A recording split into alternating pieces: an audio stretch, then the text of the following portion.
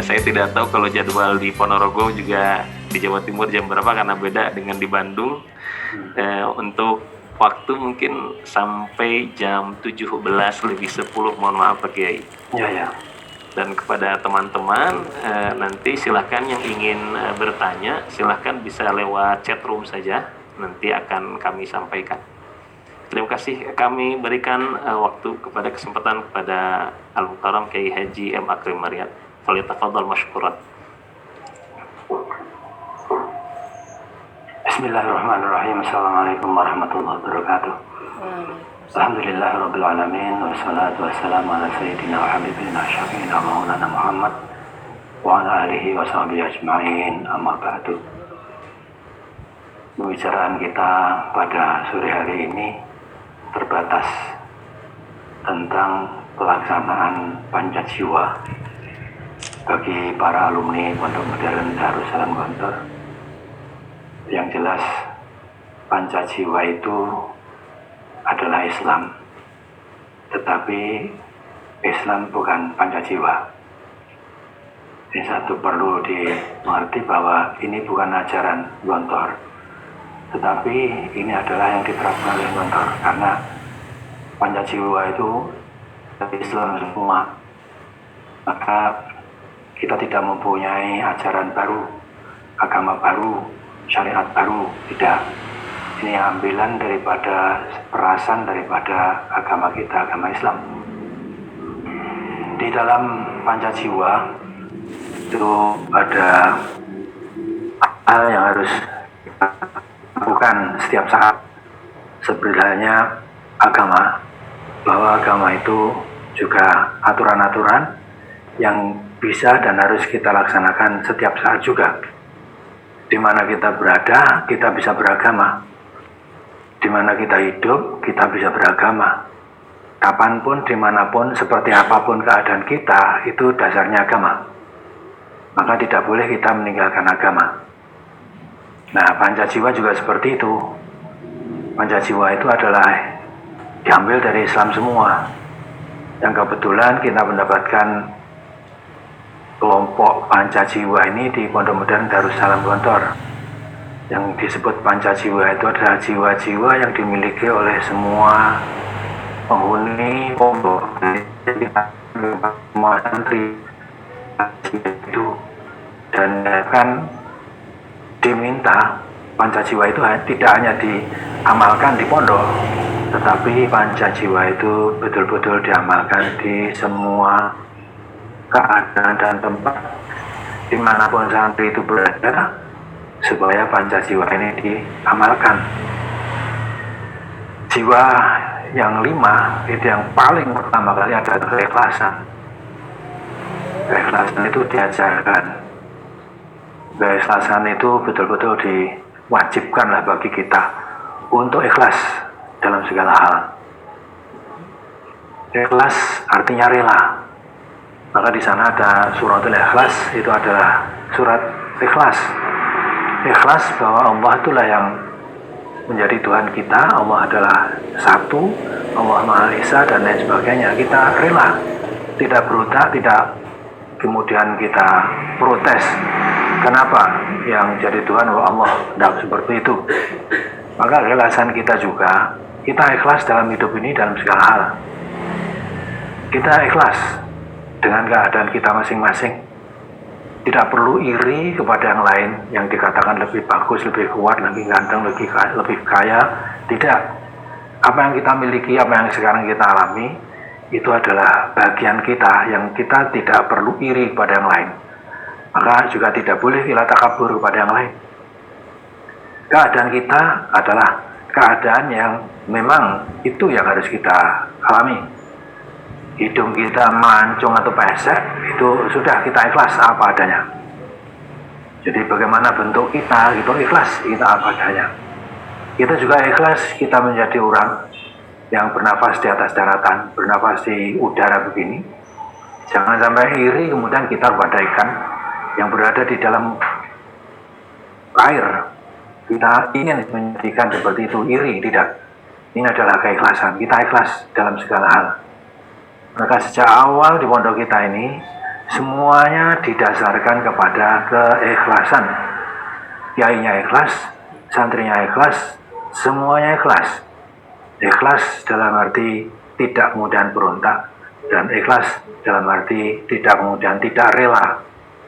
Maka kita selalu beringat kepada satu hadis yang menerangkan bahwa keadaan kita itu sudah adalah yang paling baik bagi kita. Keadaan kita itu yang paling baik bagi kita. Jadi kita tidak perlu iri, tidak perlu kita kemudian tidak rela kepada keadaan ini. Tentu saja di dalam hal ini keadaan seperti apa, itu setelah kita berusaha dan berdoa. Kita berusaha, kita berdoa, capaiannya seperti apa, itulah keikhlasan harus kita terima di situ. Ini keikhlasan. Jadi keikhlasan itu betul-betul menjadikan kita ini rela, kita ini senang, kita ini bahagia, kita ini bisa bebas kalau kita sudah rela. Maka di dalam kerelaan keikhlasan ini juga sebagai satu dasar diterimanya ibadah kita. Kita ikhlas untuk sholat, kita ikhlas untuk zakat, kita ikhlas menolong orang, kita ikhlas untuk berbuat baik. Ikhlas artinya tidak menuntut balik daripada perbuatan yang kita lakukan. Kalau di dalam bahasa Jawa ada istilah seping pamrih raming gawe, atau raming gawe seping pamrih. Kita kerja banyak tetapi tidak ada imbalan, artinya tidak minta imbalan. Ini satu keadaan yang perlu kita sadari dan perlu kita pahami, bahwa apa yang kita punya, kita miliki, nasib yang sekarang kita alami, ini semua adalah dari Allah Subhanahu wa Ta'ala. Maka di dalam Islam, dalam keyakinan kita, yang disebut kebetulan itu tidak ada. Semuanya itu sudah garis dari Allah Subhanahu wa Ta'ala. Semuanya sudah takdir oleh Allah Subhanahu wa Ta'ala. Maka dengan keadaan takdir itu kita harus ikhlas menerima takdir apa yang diberikan kepada kita. Dan takdir itu adalah batas. Kita lari dari takdir akan menuju kepada takdir. Jadi di dalam batas-batas takdir semuanya itu. Tapi kapan kita mengetahui bahwa itu takdir? Tentu saja apabila kita telah berusaha banyak, kemudian hasilnya itulah yang disebut dengan takdir. Sebelum itu tidak mungkin dari kesalahan kita atau dari usaha kita, kemungkinan seperti itu. Maka perlu ada usaha-usaha keras untuk mendapatkan sesuatu, mencapai sesuatu, dan itu akan menjadi batasan bagi kita, hasilnya bahwa itu adalah takdir. Nah, sekarang ditambah jiwa yang kedua. Jiwa yang pertama tadi keikhlasan, jiwa kedua adalah kesederhanaan. Kita hidup di pondok, kita hidup di dunia ini, dimanapun saja, itu harus sederhana. Sebab kalau tidak sederhana, kita menjadi utopis, mengangankan sesuatu yang tidak mungkin kita lakukan. Itu utopis namanya. Atau kita kemudian berbangga kepada masa lalu, kemenangan dulu, kita ketika kuliah kita menjadi juara dan lain sebagainya. Itu tidak sederhana berpikir seperti itu. Yang sederhana itu adalah sesuai dengan kebutuhan. Kebutuhan sekarang ini apa?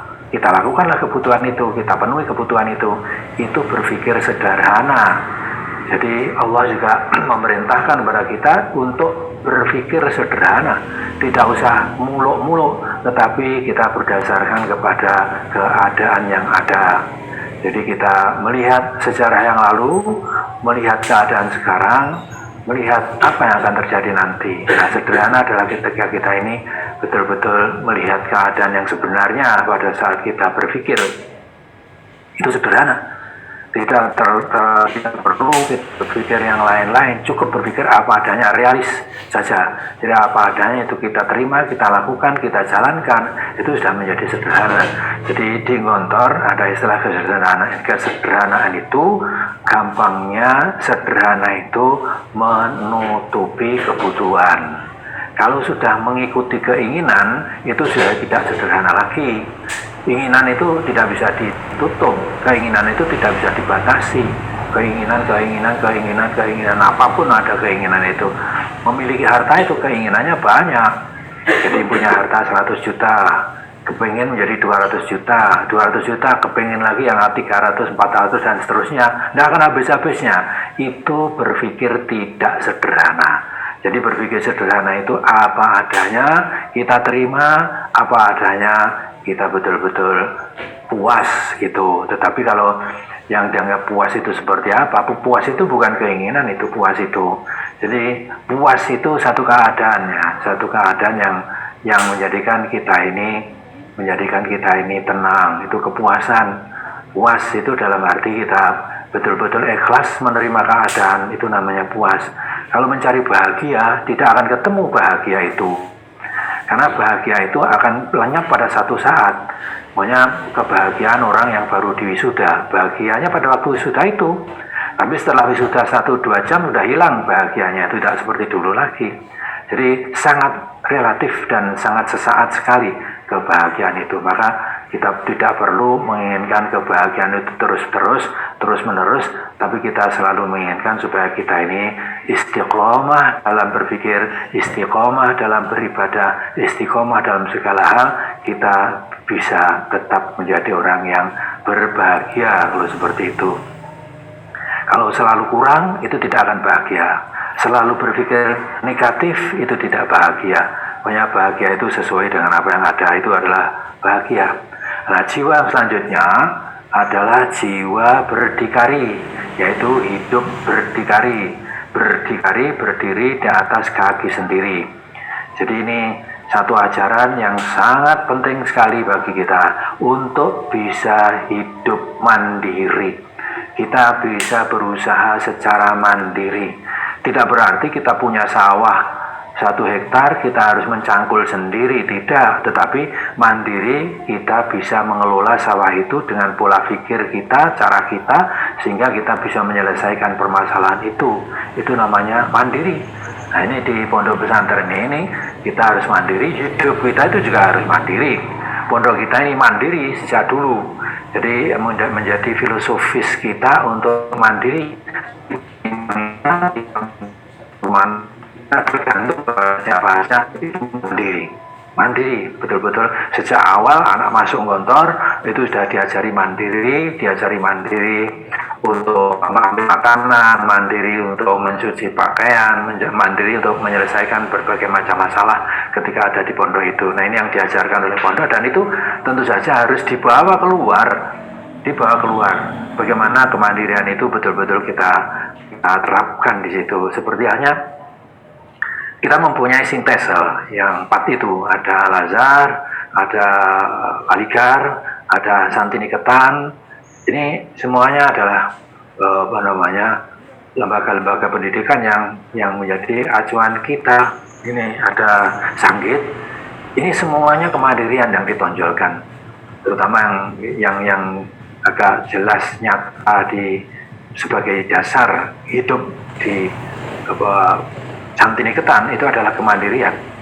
Ini rujukan kita, walaupun Santiniketan itu bukan orang Muslim, orang Islam, tetapi adalah orang Hindu, tetapi kita mengambil manfaat daripada kenyataan yang ada itu. Sebenarnya kita selalu memahami bahwa al-hikmatu dholatul mu'min aina wajaduha iltaqataha. Ilmu itu adalah miliknya orang mukmin, orang iman. Selama kita ini tidak dapat, kemudian didapatkan di tempat lain, ambil saja. Maka kemandirian yang kita lihat di satu lembaga pendidikan yang itu muslim atau tidak, itu bisa kita adopsi dan kita praktekkan, kita lakukan.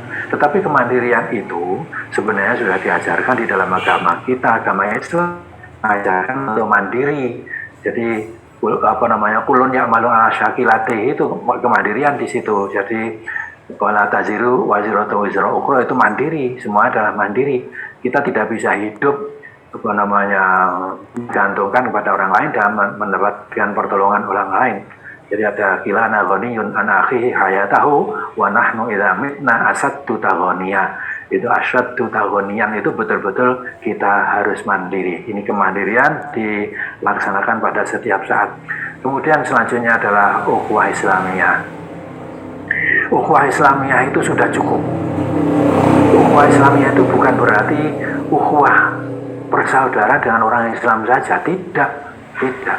Jadi ukhuwah Islamiyah itu sudah diatur di sana. Bagaimana kita berkomunikasi dengan non-Muslim, bagaimana kita berkomunikasi dengan Yahudi, dengan Nasrani, dengan Hindu, dengan Buddha, itu adalah termasuk ukhuwah diniyah, itu ukhuwah yang ada di dalam Islam. Ukhuwah Islamiyah itu seperti itu. Jadi seperti halnya yang terjadi pada zaman Rasulullah dulu ketika menjadi pemimpin di Madinah. Di sana kemudian timbul apa yang disebut dengan piagam Madinah, itulah ukhuwah Islamiyah, ukhuwah diniyah. Jadi jangan dikira bahwa ukhuwah Islamiyah itu hanya untuk orang Islam dengan orang Islam, tidak.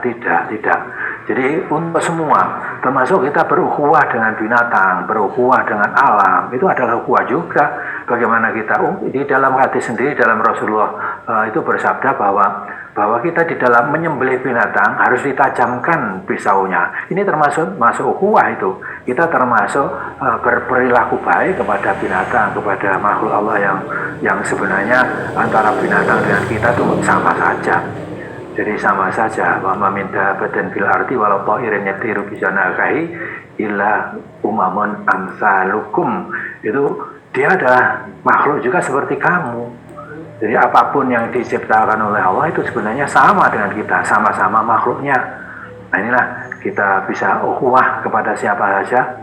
Di dalam agama kita tidak boleh membenci makhluk Allah, tidak boleh membenci makanan, tetapi kita bisa memperlakukan itu dengan sewajarnya. Bagaimana kita makan makanan itu, bagaimana kemudian kita memelihara binatang itu, bagaimana caranya, itu adalah termasuk ukhuwah diniyah, ukhuwah Islamiyah. Tidak usahlah kita ada sebutan-sebutan lagi ukhuwah yang lain. Cukup ukhuwah Islam itu semuanya sudah tercakup di dalam agama kita, di dalam agama Islam. Semua itu aturannya di dalam agama kita ini. Dan kita hidup ini semuanya adalah ibadah. Jadi katakan di sana, wa ma khalaqtul jinna wal insa illa liya'budun. Itu betul-betul untuk ibadah Allah Subhanahu wa taala. Jadi kita ini betul-betul ibadah kepada Allah di sembarang waktu, di sembarang tempat, dalam keadaan apapun.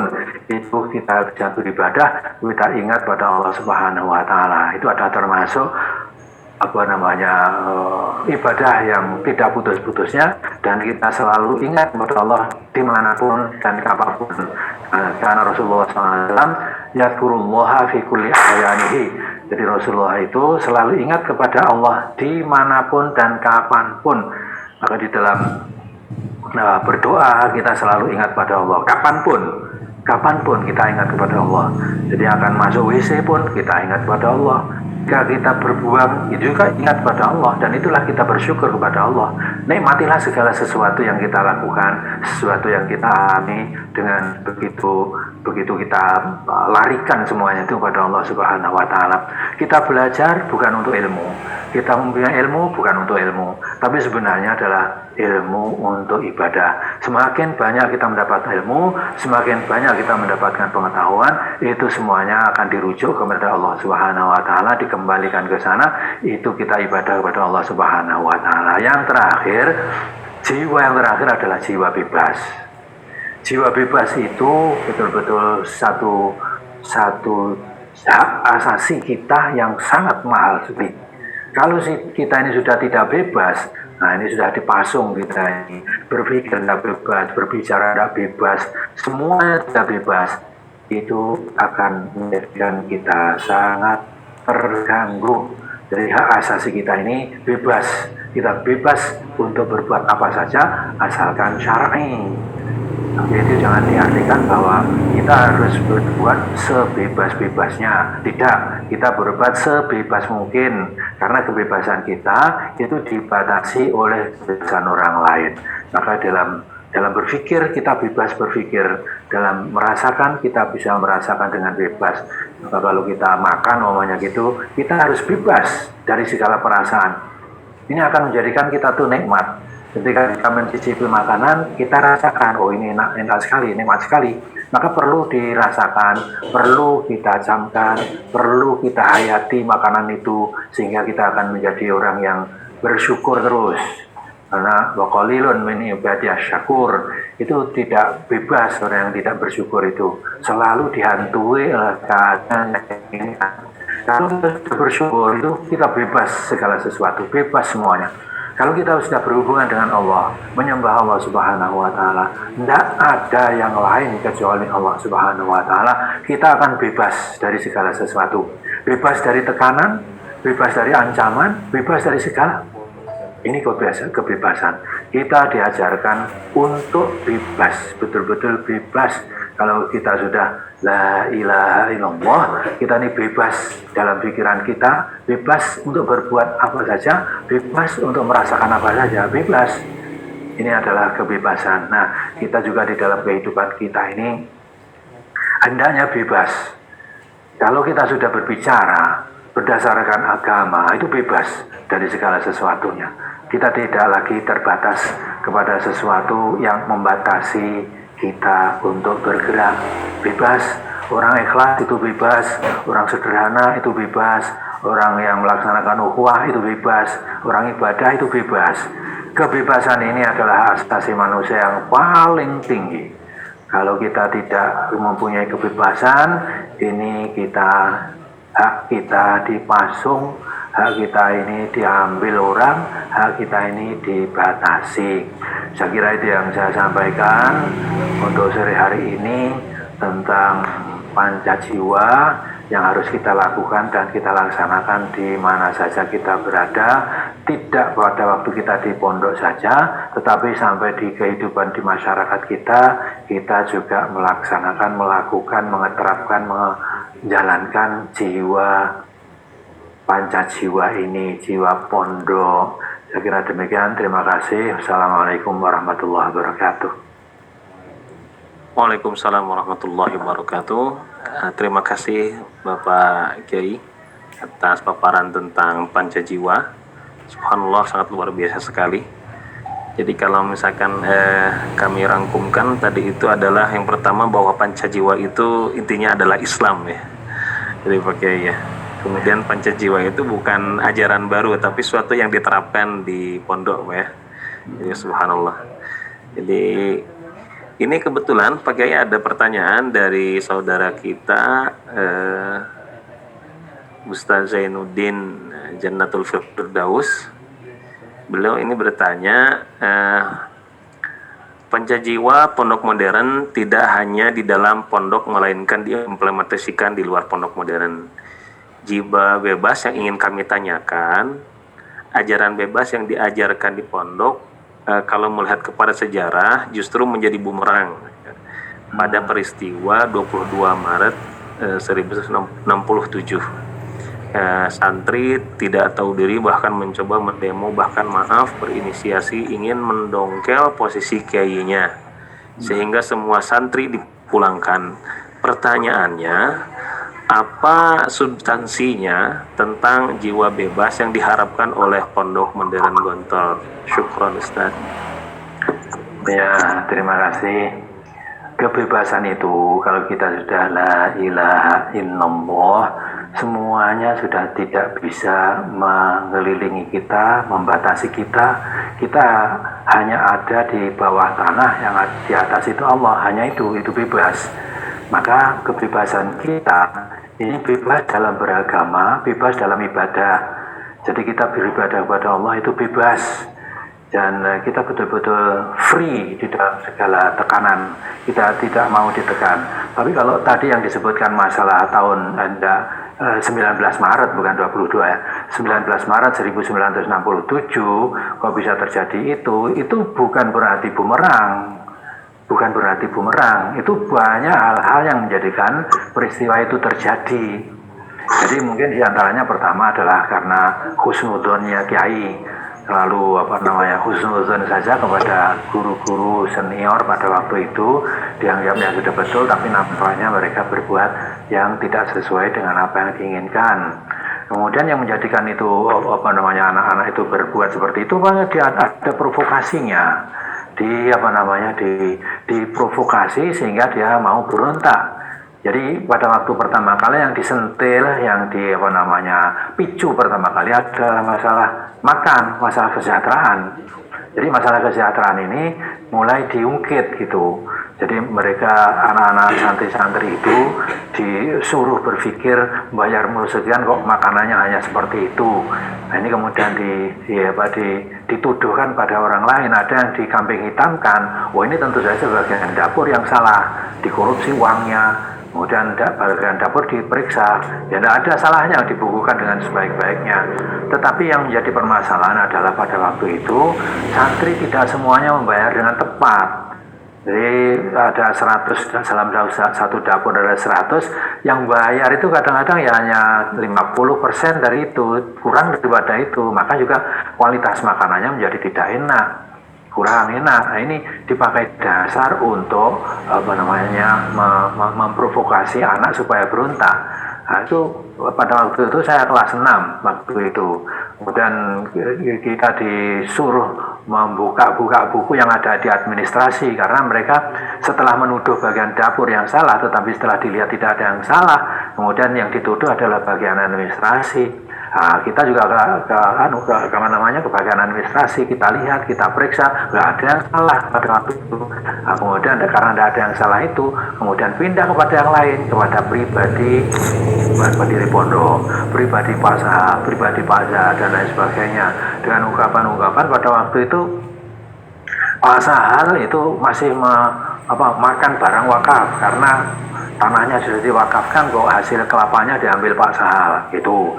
Kemudian Pak Azhar juga begitu, ini adalah tanah wakaf masih ditempati untuk rumah, itu bukan tanah wakaf yang ditempati Pak Azhar, itu adalah tanah pribadi. Nah ini diungkit seperti itu, dipleset-plesetkan keadaan seperti itu, sehingga kemudian orang terbakar dengan keadaan yang seperti itu.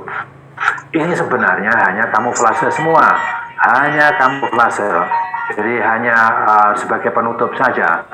Itu kamuflase itu sebagai alasan saja akan mendongkel pimpinan.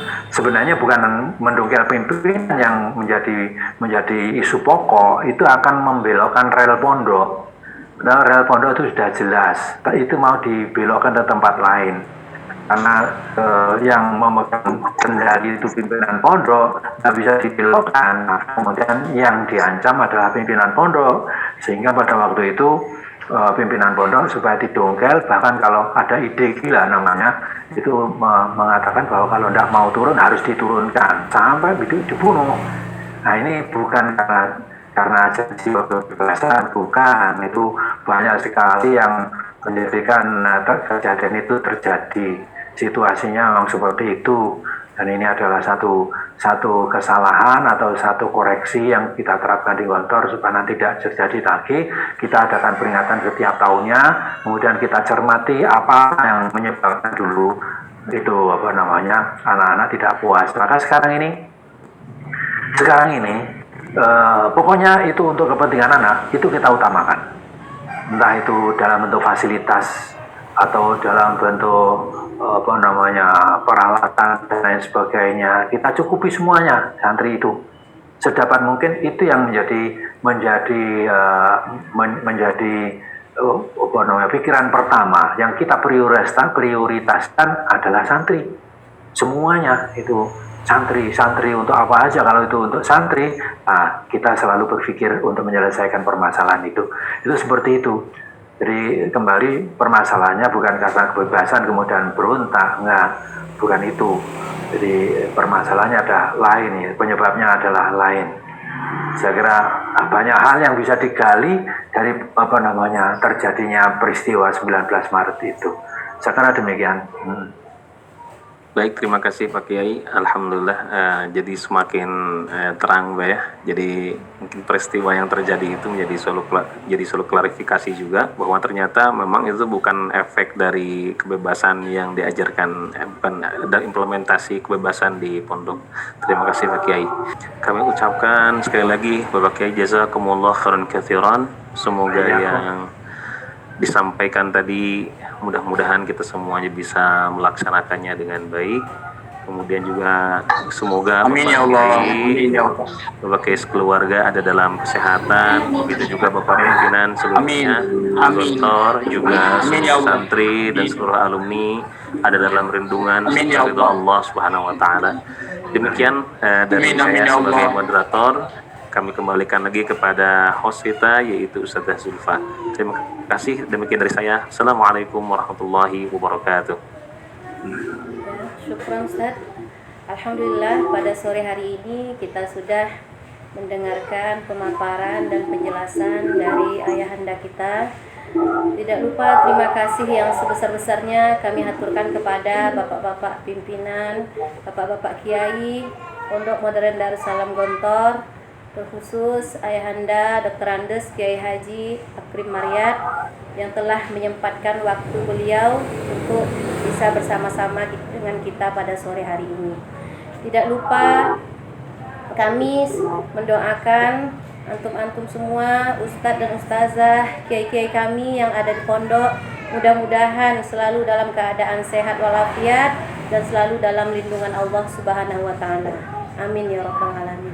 Begitu juga kami alumni dari Pondok Modern Darussalam Gontor, baik itu putra maupun putri, kami juga memohon doa dari antum semuanya. Mudah-mudahan kami semuanya bisa menjalankan kehidupan ini sesuai dengan prinsip-prinsip pancajiwa, moto pondok dan ajaran-ajaran yang telah kami dapatkan di pondok dulunya. Kemudian yang terakhir, kami dari panitia mengucapkan mohon maaf yang sedalam-dalamnya apabila terdapat kekurangan-kekurangan dan kesalahan-kesalahan dalam pelaksanaan acara kita pada sore hari ini.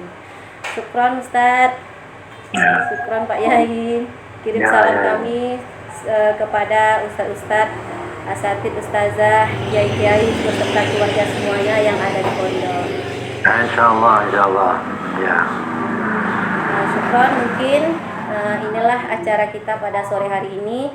Mudah-mudahan bisa bermanfaat dan bisa menjadi inspirasi bagi kita semuanya. Dan mudah-mudahan kedepannya Zagreen sharing session ini bisa berlanjut sehingga bisa menjadi ajang untuk kita saling berbagi kebaikan. Syukron, wabillahi taufiq wal hidayah. Wassalamualaikum warahmatullahi wabarakatuh.